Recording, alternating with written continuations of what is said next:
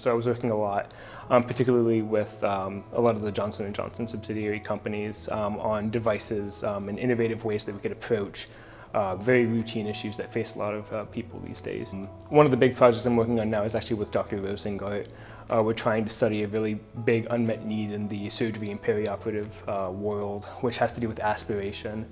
There's a big unmet need in trying to determine what patients are at risk, as well as how to address that risk.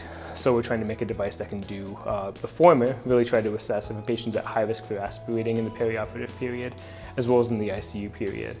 And then subsequently trying to tackle how we can address that from a management standpoint, which are two really big unmet needs that have a lot of implications for patient morbidity and mortality. I had never thought that this is something that I would have wanted to do with my future, and fortunately, because of the outstanding leadership that we have in the Department of Surgery and the willingness of them to let me go and explore this field, it radically changed what I want to do with my future.